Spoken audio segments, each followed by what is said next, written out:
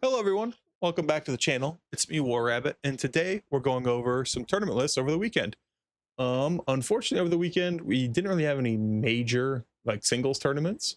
The only major tournaments were basically all team tournaments, and unfortunately I don't really cover team tournaments because although they're really good to know how the game works, they have decent lists, but they're more specialized lists for specific enemies that the individual tournament team captain will be working with. So it's a whole different level of 40k that's not specifically just play 40k like most of these singles tournaments are. So I'm not too well versed in that, unfortunately, because I haven't played in a Warhammer 40k team tournament. So all I can say is just if you want to get that type of commentary, I'd really recommend just going to the Art of War or something like that. They are quite good teams tournament players.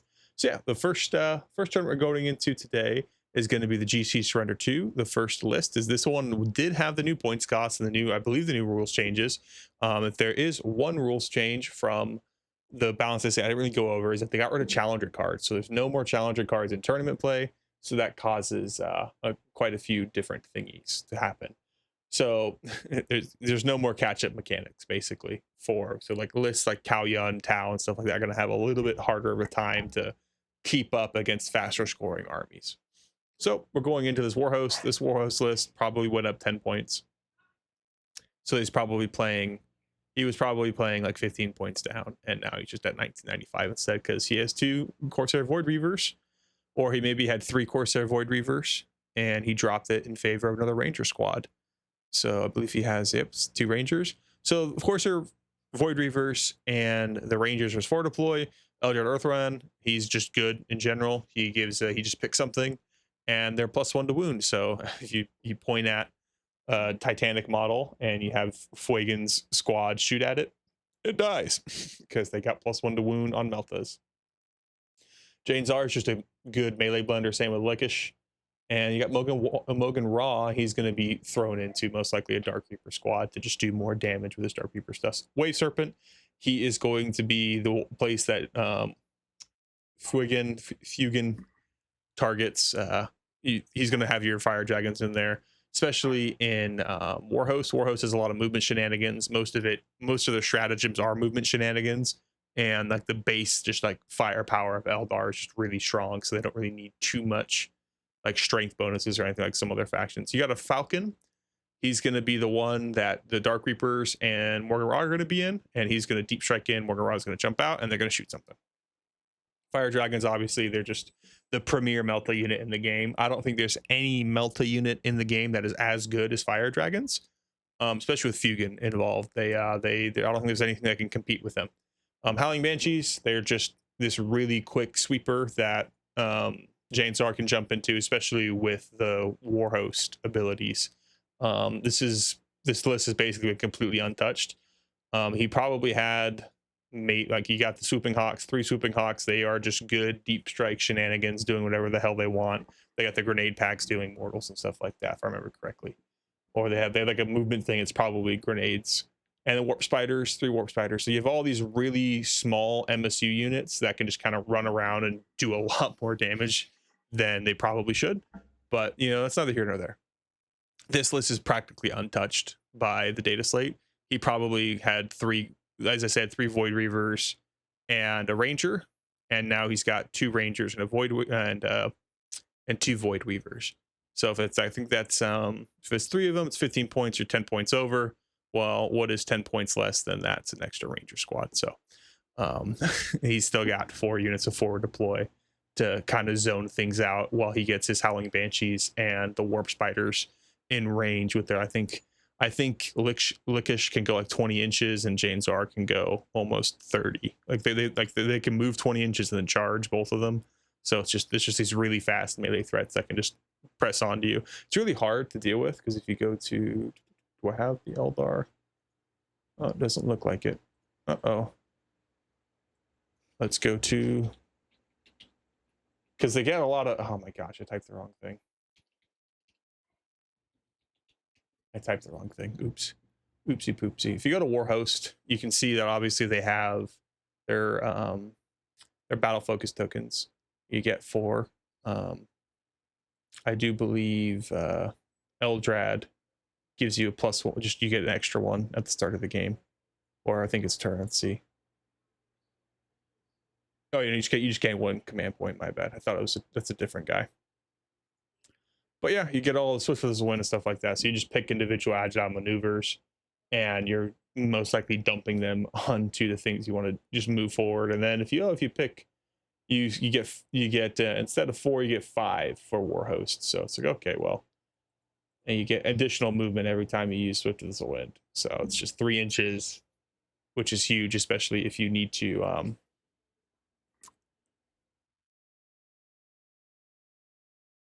it's just going to move really quickly, because I'm pretty sure you get +3 to move characteristics. So that's normal and advance, because advance is I don't believe it's an advanced phase, it's just a movement phase. So I'm pretty sure you'd get 3 inches, so basically 6 extra inches.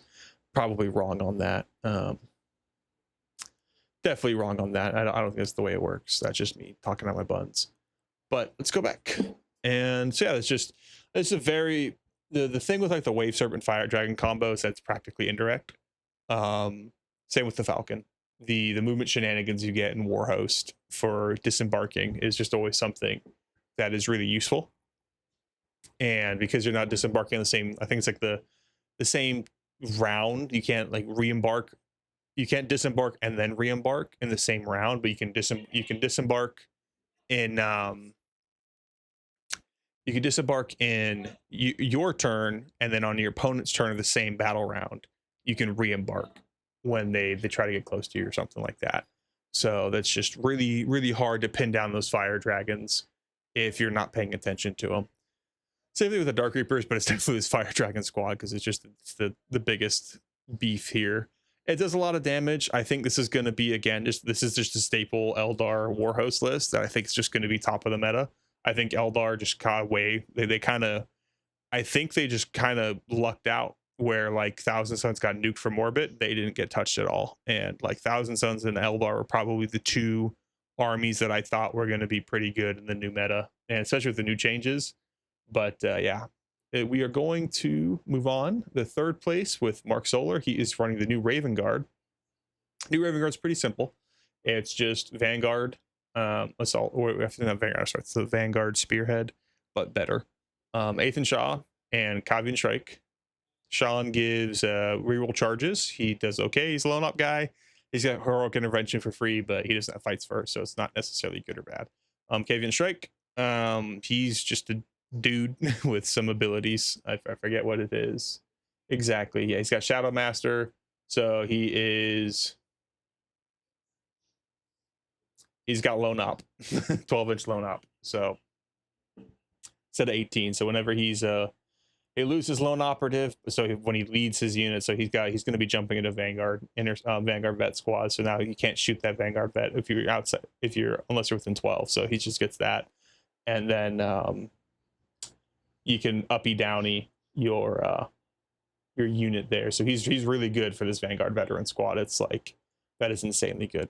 Librarian, Terminator, Armor, Hunter Instincts lets you deep strike your Terminators early. Just a melee Terminator, Assault Terminator. Lieutenant Kami with Corona Suzerain, that's the denial of deep strike. Intercessor squads, they're just cheap guys. 80 points for like, I think like what? Each bolter, when they target the same guy, gets like 4 shots or something like that. So it's like 20 strength 4 shots is pretty good. Especially for 80 points. So they just kind of sit there. They're pretty durable. They get smoke and stuff like that. So intercessors, they are just running around doing what they want. The big beef of the actual list are going to be these Centurion Devastators. You got the 3-man with like the actual anti-tank stuff, and then you got the mass shooting elite stuff. I don't know how to just like anti like elite armor. So infantry. So if we go over to here, boop, boop, boop, boop, Centurion Devastator. If we go over to the Grav Cannon, they get anti-vehicle. They aren't high AP, and you get full rerolls to hit against objective marker guys. So you just get reroll 1s to hit. You got anti-vehicle 2+ on that Grav Cannon. It's only AP 1 though, and I believe you get 2 of them per. Oosh, let's see. Yeah, you get 2 per. Is it 2 or 1? Hold up. No, 1 Grav Cannon each. Yep. So you get the bolters and the grav cannons. You lose out on some of the AP, but like most of these vehicles are sitting in like a 3-up save anyways. So yeah, you kind of worry about cover, because then cover just negates your AP entirely. But you know, if you can, your Oath of Moment and stuff like that, you can. I believe right as of right now, there's contention for Oath of Moment if you get the +1 to wound if you're using these specialty detachments. I think you should be able to do it, but I'm not necessarily the it's a kind of like a hit or miss type of deal, but it's just the way it is. But yeah, this big man, the reason why you have this 3-man on its own is because you want to crack something small. Like if you don't want to use half your squad and then waste the other half into something else. You'd want to have, like, say if you had a 6-man las cannon missile launcher team, you need to crack open a chimera or a to get to the casterkin, or a rhino to get to the units hiding in their razorbacks with the gray knights now, stuff like that. Rhinos, anything like, and any of those like simple transports that are like Death Watch veteran transports and stuff like that. Those light-ish vehicles, quote unquote, they can get popped by the las cannons, and then the juicy insides get deleted by the grav cannons. So there's always that. And now you have a lot of better just deep strike shooting, same kind of ideal. Instead of having 2 units of 3, you have 2 plasma interceptors. They're going to be the main bulk damage. And then you got some cord clear with the assault bolters that you can just drop down in the backfield and steal an objective. Infiltrator squad. Infiltrator has that no deep strike within 12. Yeah, it's huge, especially with the suzerain. What is this called? Corona suzerain. The Corona light, you know. Without that, you get 2 12-inch deep strikes, effectively 48 inches at the board if you conga line, especially with the infiltrator squads. They can conga line, so you can effectively get a much larger swath than just 48 inches, and that the other guy can just sit on your home field objective. Terminator Assault Squad, they're going to go in with your Terminator Librarian. They're going to drop down. They're going to slam their hammers into something, and they're most likely going to die, but, you know, they're okay. You can get them turn 1 and get that deep strike in. Vanguard Vets, they're going to be the main melee thrust, I believe, from the looks of it, and they get uppy downy. So they all got the Lightning Claw and Storm Shield. So they all got that 4-up invuln. No Inferno pistols, so they're not trying to just maximize their damage. He is trying to keep the units alive. But yeah, it's a good list. If we actually go over to this, right, you're getting his entire army is going to be, you can't shoot him outside of 12 for Kyvian strike, so he doesn't really care about the benefit of cover or anything like that. And if you're shooting outside of, you get that -1 to hit and the benefit of cover. So those Centurion Devastators are -1 to hit with like a 2-up save, so it's pretty nuts. Into the Darkness, when you have Sean on the field, Ethan, you just get uppy downy for free. So I don't obviously Shrike has it for free, so his Vanguard Vets don't care, but you can just pick, like I don't know, your Terminators, take them into orbit, uppy downy them again, because it's infantry, so they know you can't do it on Centurion squads. I believe Centurions, if we go over to here, I don't believe Centurions are classified as infantry. But let's see. I had them pulled up right there. Let's go to here. I don't believe they have the infantry. Oh, they do have the, so you can uppy downy Centurion squads. Huh. So yeah, you're gonna be uppy downing your once that 6-man every single turn. You'd probably want las cannons, but the grav cannons work just fine. I don't see why they're necessarily bad.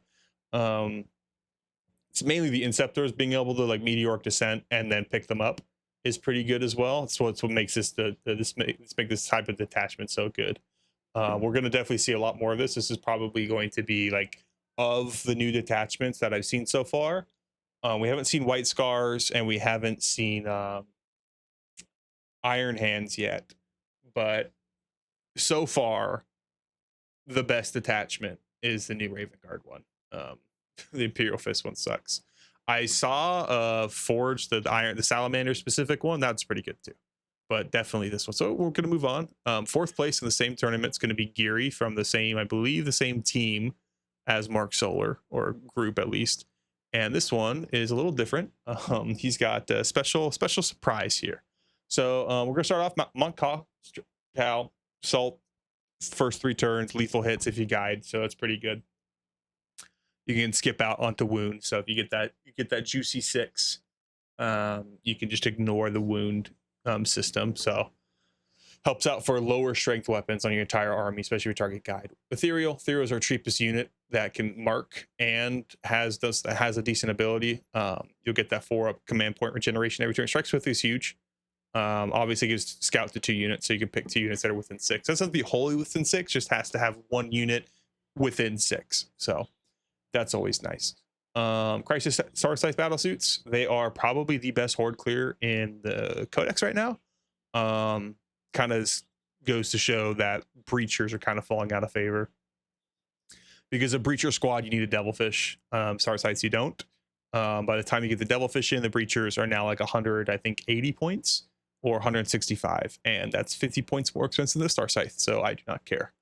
Ghost Keel, this is just going to be your lone op objective holder.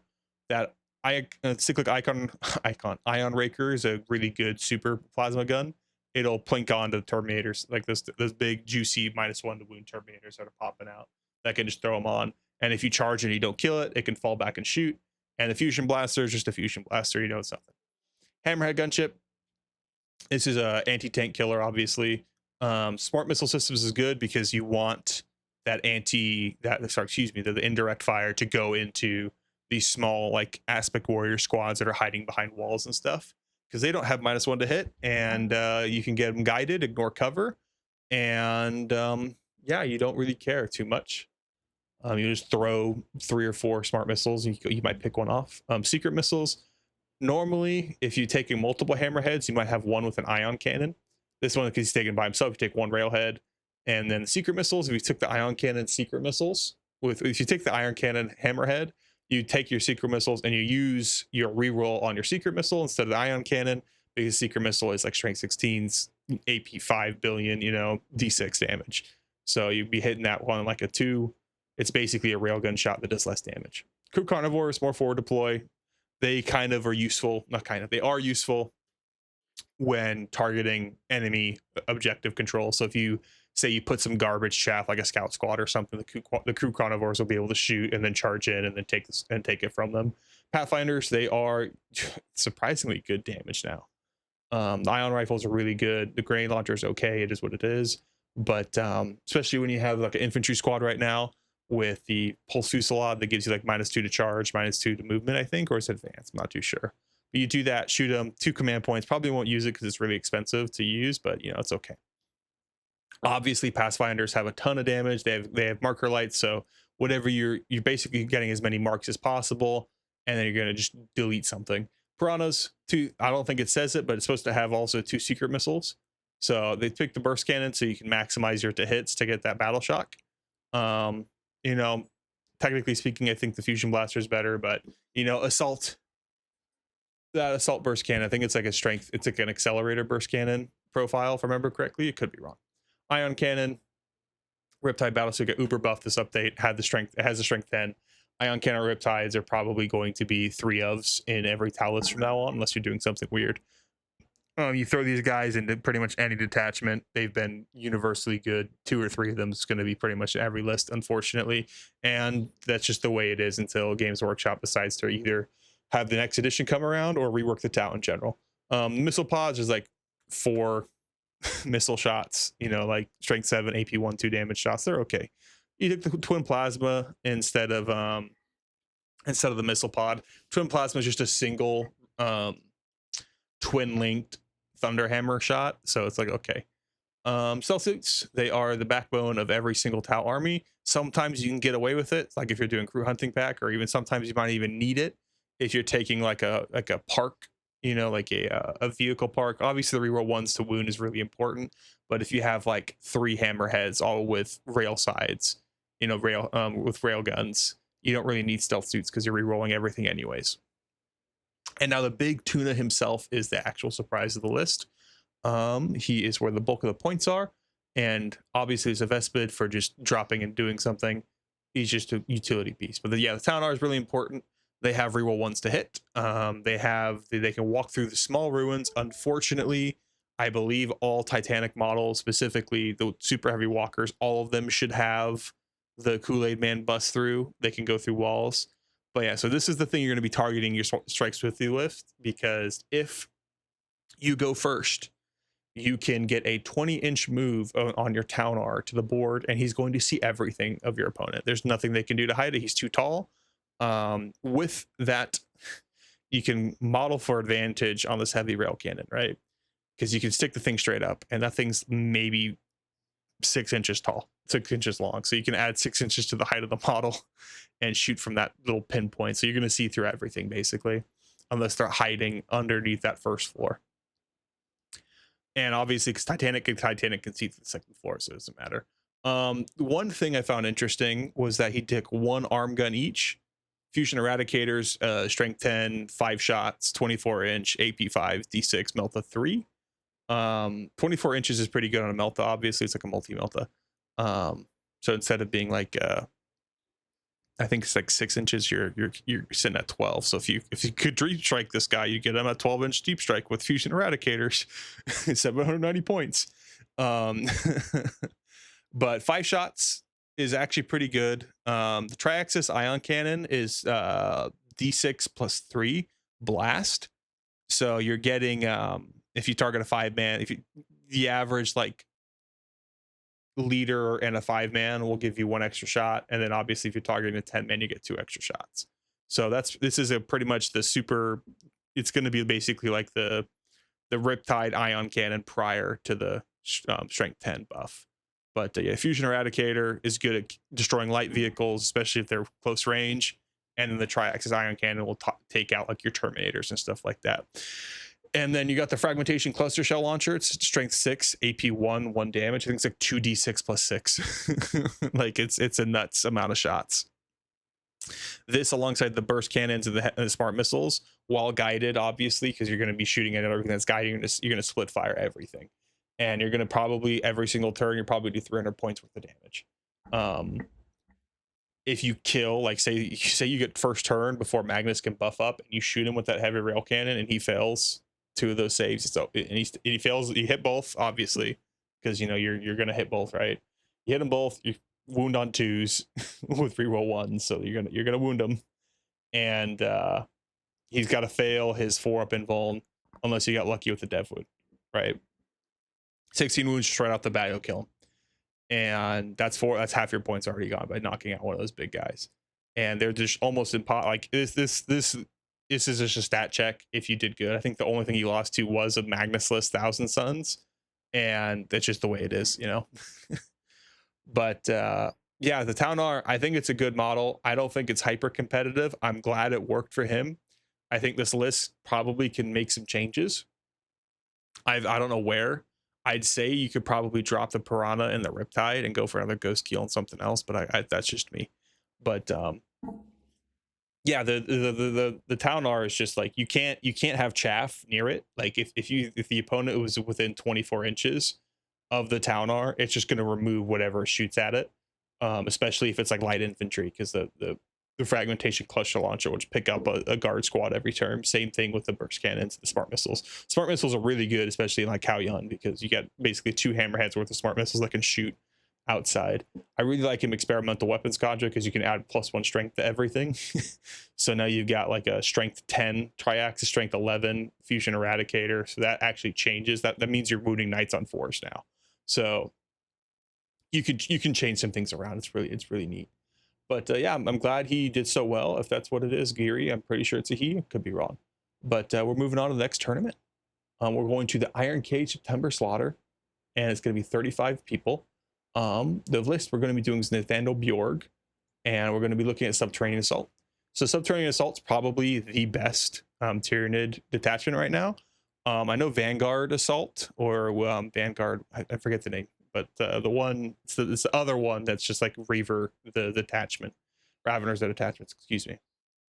But you get the Hyperdapted Raveners. They, alongside Raveners, have the burrow keyword, so they get the benefits of being a burrower. Let's see if I can get over to here. Tyranids. Where are you? Subterranean Assault.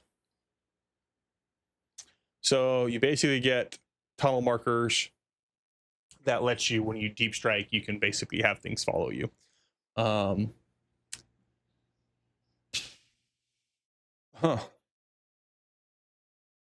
you can pick two. Okay, sorry, I was just reading that. I do not believe they have any other enhancements other than, oh no, Vanguard Intellect, so you can get some upbeat downy from that. Trigon Prime just makes the Trigon stronger, so the Trigon's going to pop out. He's going to charge something, and then he's going to have that hole left behind. Swarm Lord can be basically deep struck with those holes. Same with the Neuro Tyrant. There's nothing to put the Neuro Tyrant in, from what I saw, if I remember correctly. There's nothing to. Oh no, you put the Zoanthropes in there. Yeah, the Zoanthropes and the Neuro Tyrant are going to be together, and they're just going to delete something. There's nothing you can really do about it. It's a really strong anti-vehicle. Swarm Lord being able to come out of deep strike's huge, because he's got so much. He has so many benefits.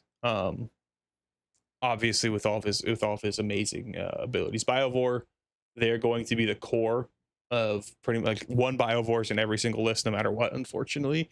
And the reason they have that is because the Biovore can launch the spore however many inches it can do. I think it's like 30 or something, and you can't deep strike within 12 of that spore. So you can't deep strike within 9 of that spore. So you can basically, over the turns, if they're not going to shoot at your spore mine, but you can use it to basically shore up the defenses of your back line and basically make it almost impossible for anyone to deep strike into you. Lictors, they have the Pheromone Trail to let you do things, and they have Feeder Tendril. They're just a good guy, so he's going to be able to drop that. You're going to be able to heroically intervene with your first turn for free. He's going to be able to let your rapid ingress your Trigon for free. So there's going to be that. Neurolictor, they're just good guys. They're spreading battle shock. Raveners, 2 of these are going to be detached. You just have a lone Ravener. He's just going to pop out, give those things. All those holes that are going to be jumping out because of the Tyranid. Where is it? Because of the Tyranids, all this, like every single time, yeah, reinforce one you set up on a battlefield from serve, you can set that within 9 of your tunnel markers and more than 6 inches away. So you can get inside 9 deep strikes with inside 9. You basically can get a 7-inch charge on your Swarm Lord turn 1 type of deal. So it's pretty good. Vanguard Intellect, yep. And then you can do first, second, or third movement phase regardless of any mission rules. So you just deep strike the Vanguard Intellect guy in on turn 1, and then Trigon jumps in turn 2, and then you just jump out with your Swarm Lord and Strategic Reserve, and you get a ton of extra buffs. You get the Synapse, so you just go like, ooh, Spooky Fingers. They all have to take battle shock, and lets you just move around. You can go into your tunnel markers, so you can basically fast track your you can fast track a Swarm Lord from one side of the field to the other between your markers. So it's a really interesting thing, especially when even the Swarm Lord, just like one thing you can do, but it's mainly that Zoanthrope squad that can hop in and out and go pew pew pew and just kind of move through. Obviously, like a Tyranid suit from army that's set up with until the end of your next fight phase, weapons equipped by the model ignores cover, and you get sustain hit 1s. So that's just, oh yeah, you get sustained hits on the Swarm Lord's attacks, but it's mainly this, you're going to be jumping this on your Zoanthropes, and then you're going to like kind of move them away. But yeah, it is a really powerful thing, especially the Screamer Killer. The Von Royans are just there. I think you're just having them on the board to be board control. They're just quick guys. They're just quick little dudes. It's mainly all this other stuff here. Like the Raveners, they're popping up. They're just gonna keep going up and down, reburrow, unburrow, reburrow, unburrow, and they're just gonna make a ton of those markers. And yeah, it's just one of those things you got to deal with. It's like a Gene Stealer cult with their deep strike everything type of deal. So it's a really fun list. I've seen it played, and it's just it is so hard to juggle. Like the Tyranid player is having a fun time, but trying to deal with it is super duper hard. Yeah, we're moving on. Congratulations, Nathaniel Bjork, for first place on that tournament. We're moving on, and it's going to be the next tournament is the Bayern Major, number 2, 2025. I do believe this wasn't using the new points, so it'd be 67. As you know, I don't know if it's even using the new tournament companion rules, but it is a WTC scoring, so it's going to be going to 20. So they have the differential scoring. The first is going to be second place, Westland Georgiev, I think, Midland United. Congratulations, get second place. He went, he got a 0. Dang, that's hard to do. So yeah, it's gonna be Space Marines, specifically Space Wolves, and oh, it's still Knights meta. I don't know if that's a joke or not, but it might be. This might be a really old tournament list then. Arjack Rockfist, he is just a good dude. He's just a world blender. He gets in his Wolfguard Terminator squad and he just goes kills things. You know, it's just what he does. Bjorn, I'm surprised Bjorn can be the warlord if Logan Grimnar's on the field. That's just like a weird thing. Bjorn the Fellhounded, he gets his choice. He's just a dreadnought dude, and he's got his True Claw. He's got a big melee weapon, and he's got that. Let's go over to his data sheet real quick. So he gets whatever the hell this is. He gets one las cannon shot, or like a Melta shot for the Hellfrost cannon, and he gets a multi-Melta. So mainly he's got a -1 to wound aura, and he gives you one command point. So he's got like a baby las cannon that does a lot of damage, and he's got a multi-Melta, and then his claw does a lot of damage. So yeah, he's just a beat stick, and he gives you a lot of benefits, and he's hard to kill. So, you know, I don't think there's nothing in the game outside of like the Taunar's rail cannon that can get him to wound less on a 4. So doesn't matter. Lieutenant Kami weapon, they're just one of the best data sheets in the codex. They just pick something, and your Oath of Moment, if they're near that, they get benefits, and he's just a lone op dude, and he's hard to kill, and he does damage. So it's like, what's not to like about him? Logan Grimnar, it is, if we go over to him, he is, lets you go turn 1 deep strike. But I don't, once per battle round in your movement phase, you can select 1 friendly space units in that its reserves. If you do until the end of the phase, for the purpose of setting up that unit on the battlefield, treat the battle round number as being 1 higher than it actually is. So that means turn 1, you should be able to deep strike a Terminator squad. I don't know if he counts, like, I don't know how, can he be in reserves and have the ability to use on himself, or does he have to be on the board with his Wolfguard squad and then have the Arjack Rockfist squad drop in turn 1? So I'm not too sure. And then he's got the Masters of Deceit, which is like, if you're within 12 and you pop a stratagem, you have to pay more command points. So yeah, he's good too. Like all of the characters, like these are the type of characters I've been seeing. I know the Blood Cause got hit, but this is before their nerf. So this was more of a shooting list, it seems. So infiltrators, infiltrators are good. They just stop you from deep striking. They can throw them on the home objective. It's harder to push them. Fenrisian wolves, they're like Kroot hounds, but I think they do better. They're just better Kroot hounds. So, you know, 40 points. You got 40 points in a Space Marine armory. That's pretty good to do just random things. Then you got the actual backbone of the shooting, Predator Annihilators. You got 2 las cannons, and then twin link las cannon, Stormbolter, and a Hunter Killer missile. This will kill a lot of stuff. You know, these 3 guys targeting like a Dread Knight or something is going to take them down. Scout Squad. Don't Space Wolves have their own special Scout Squads? You can take Scout Squads with them? Okay. They're just, you know, they're just dudes. They're going to forward deploy. Thunderwolf Cavalry, they're really hard to kill. Thunderwolf Jail is a thing still. That's what I've been seeing. And then you got the 2 Wolfguard Terminators. Wolfguard Terminators are really nice because, where are you, friend? Obviously the Wolfguard, the wolf in there, there's 2 Wolfen squads at the end there. They just do a lot of damage. They are -1 to wound if they have a character. Yeah, sorry, they don't have a character. They're just -1 to wound whenever they're being targeted by something bigger than them.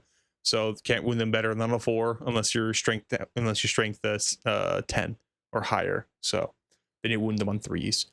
It's huge. Wolfen Storm Shields. They're just guys that run in. I think the Wolfen Thunderhammers aren't Thunderhammers. I think they're basically like souped up. I think they're basically just souped up.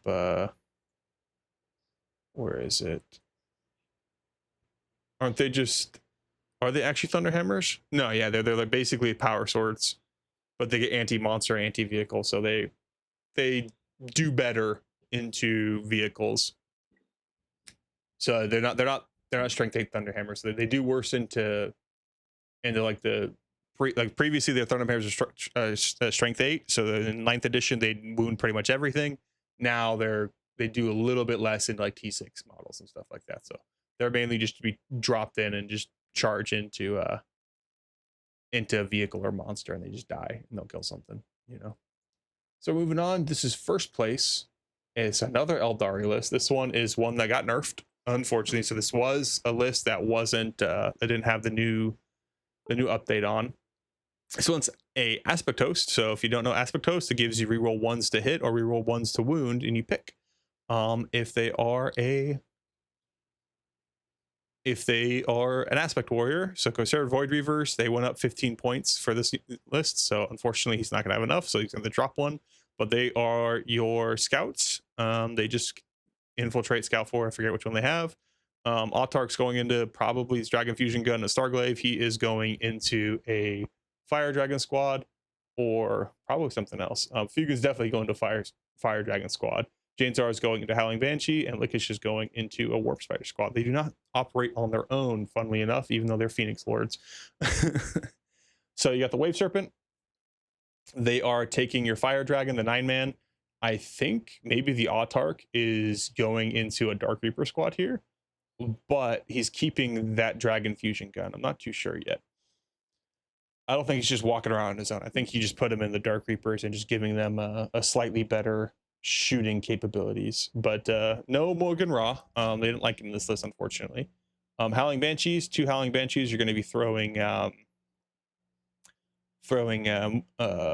Janezar into one of these, and she's going to have a huge threat range, and she does quite a big chunk of damage into medium to light infantry. Rangers, again, more forward deploy. They're just if you can win the forward deploy battle at the start of the game, it completely changes the way the game plays. And if you can like kind of force them back into their objective the first 2 turns, especially with the way especially with challenger cards gone, forward deploy is going to be a lot more useful, even though it's already amazing, but it's going to be even better now. And then this is the problem, what I was saying, he's got basically a 40 extra points now because this 10-man Swooping Hawks went up by 20. So this list is basically done for. He's going to probably have to drop a Swooping Hawk squad, basically a little 5-man there. But the Swooping Hawks, they're just good. Do I have them up? Boop. They have, I didn't look at them last time, but where are they? Swooping Hawks. They have basically strength 3 shooting, but they're lethal hits. So they have 4 attacks each. There's 10 of them. And one of them is AP. The Exarchs got the special one. They got assault lethal hits. They drop down. They got deep strike. And they get the aspect try and shoken once per battle. And they can, I think they only get 1 of them, right? Oh, sorry, 10-mans get 2. So they can get, they can change the reroll result, or when they're in the aspect host, they get better abilities when they're stratagems. And you just do mortal wounds by dropping, grenades on them. So basically internal grenade racks for they're also 14-inch. They're fast. Holy crap. Internal grenade racks for crisis suits. So they have that ability, but there's 3 of them instead of just the 1 crisis suit squad, and they're 14-inch moves. And then you get some warp spiders. The warp spider Lickish is Lickish. Yeah, she moves really fast. She can get like a 20-inch move and then charge. So it's just is what it is. Aspect, they're getting all these guys. They get to pick either reroll 1s to hit or reroll 1s to wound whenever they attack.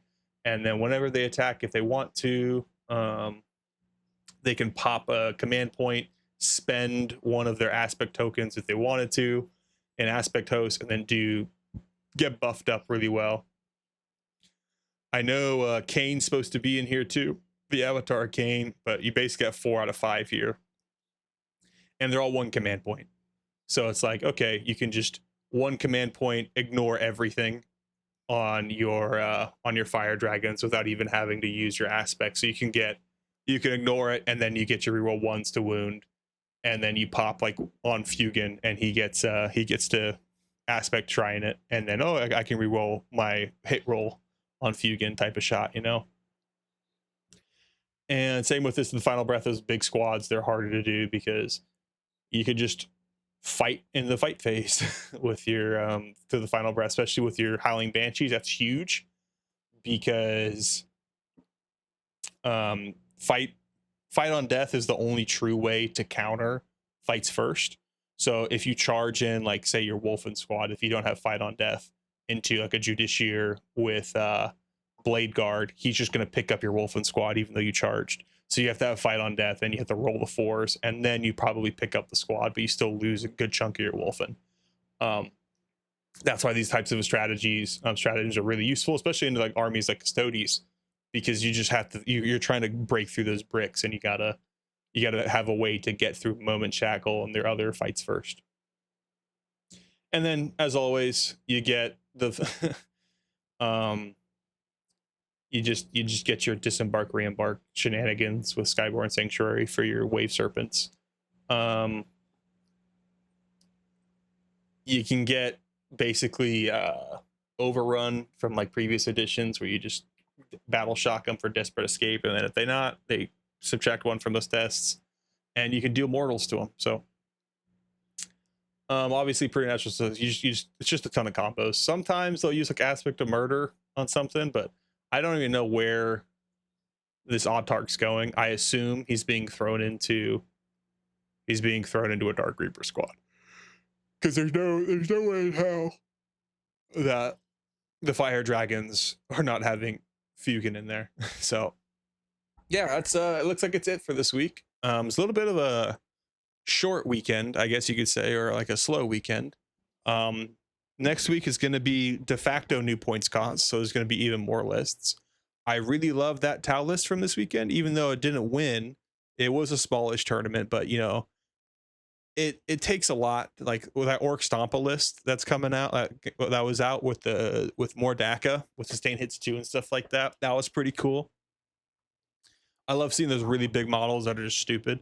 I could definitely see like the Taunar and the Stompa and stuff like that probably dropping to 700 points, similar to like the Bane Blades dropping down from like 500 to like 450. You know,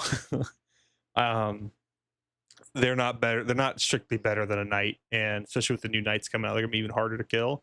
And it's fun to just have the big stompy robots fight it out. But yeah, I think that's all for today.